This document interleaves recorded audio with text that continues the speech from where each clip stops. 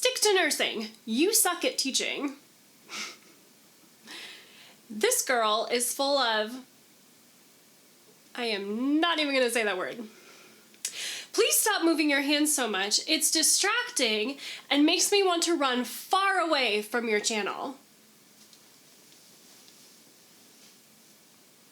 That's what I have to say about that.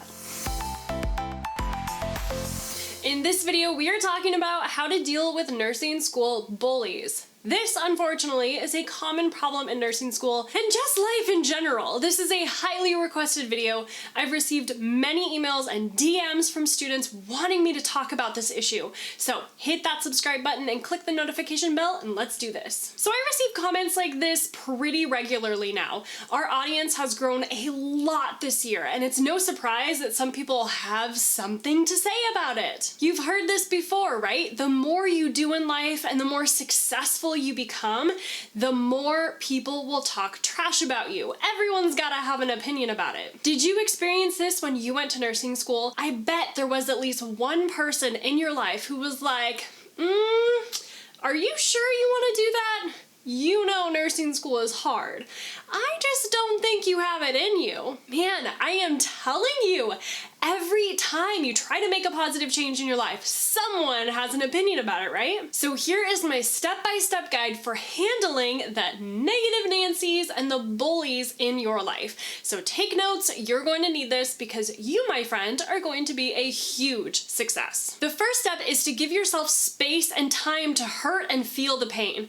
Too often we try to run away from it because hurt and pain just don't feel good, right? But here's what I have come to learn. The more you allow yourself to experience and feel hurt and pain, the less of an effect it's gonna have on you. I love how my life coach, Brooke Castillo, puts it. She says, the worst thing that can happen is a feeling. And she's totally right. We use our own emotions to beat ourselves up and cause us significant pain and suffering, like anxiety, stress, shame, guilt, and regret. But the more you allow yourself to sit with these negative emotions without trying to change them, the less power they have over you. And the more you realize that they are just emotions and they can't actually hurt you unless you allow them to. The next step is to avoid tying it to your identity. So whatever the person said or did, avoid tying it into your identity. So for example, this comment that I received, stick to nursing, you suck at teaching.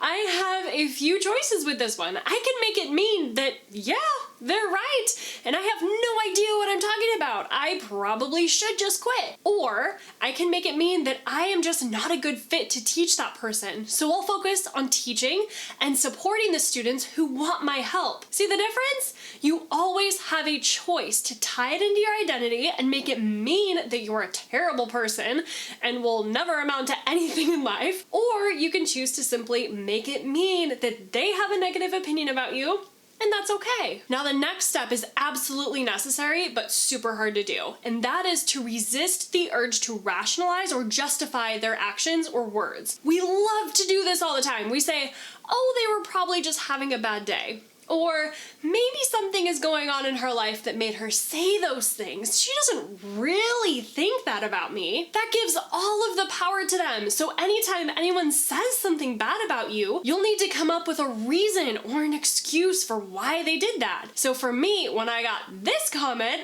this girl is full of blank, my gut reaction was to want to change her opinion about me. I started thinking, oh wait, she probably has never seen one of my videos. She has no idea who I am. She doesn't know how much I love and care about nursing students and that I actually do know what I'm talking about.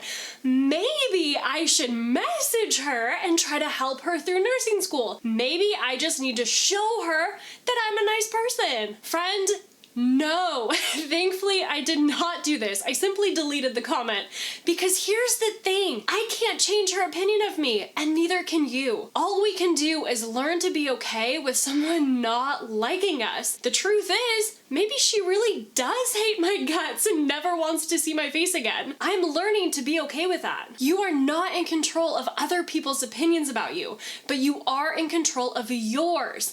And I'm choosing to love her and send prayers her way regardless of what she thinks about me. I'm choosing to believe that I am a nice person, and the reality is I have helped thousands of nursing students. So instead of taking on and believing someone else's negative opinion of me, I am choosing to believe that I do know what I'm talking about. So friend, you get to decide what you believe about yourself, regardless of what someone else says about you. So please resist the urge to try to rationalize or justify their actions.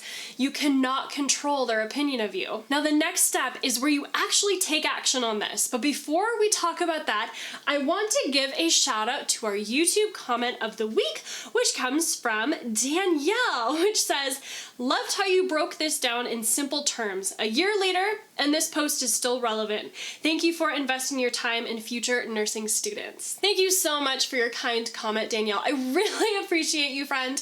And I know that we're talking about bullying and all the negative stuff in this video, but it is so important to celebrate the positive things in life and to always be grateful. It's crazy how many comments we get from nursing students every day saying how much NursingSOS has helped you through nursing school. I am so blessed to be here and to support you through your nursing school journey. I am so grateful to have you here, friend. So keep those comments coming. They really make my day. Now let's talk about how to take action when you find yourself in a bullying situation. Set boundaries.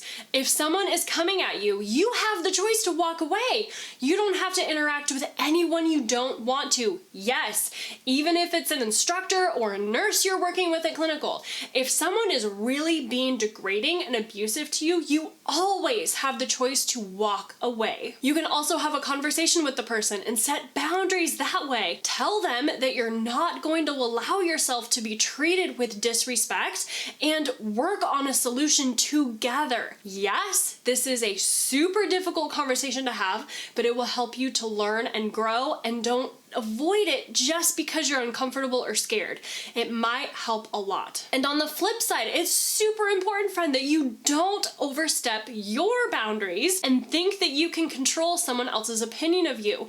They are 100% entitled to their opinion. So don't cross that boundary and think that it's wrong for them to think that way. That's on them, not you. All you can do is love them, have compassion on them, and pray for them. And the next step is to report it if it needs to be brought to someone else's attention. Now, here's where things get a little tricky, and I have 2 rules for you to follow. Always go up and not out, and stick to the facts. So here's what I mean by these. When you report a bullying situation, it's important to report it to someone who has more control and can make a change in the situation. This is most often someone who is in a higher position than the person who did the bullying, like your clinical instructor, the director of nursing, the charge nurse, or the nurse manager on the floor. You need to be careful not to gossip about it, which means going out laterally and telling other people who have no control over the situation. So when you report it, go up the ladder, not out. And the next rule is to stick to the facts.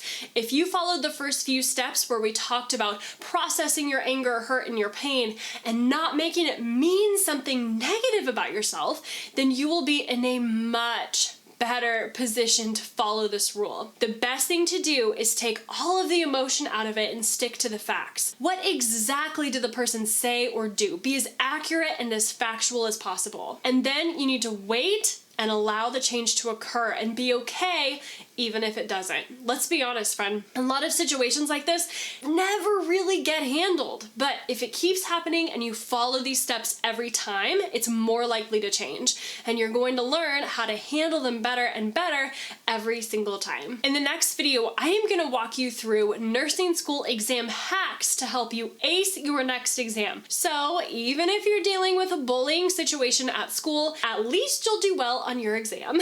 So make sure to check that video out. And don't forget to download your free nursing school study checklist where I walk you through the strategies that I used to get straight A's in nursing school. The link is down below in the description for you to get it. And make sure to like, comment, subscribe, and share this video with a friend. Now click on one of these videos right over here, friends, so you can keep rocking nursing school and go become the nurse that God created only you to be. I'll catch you in the next video. Take care. Bye.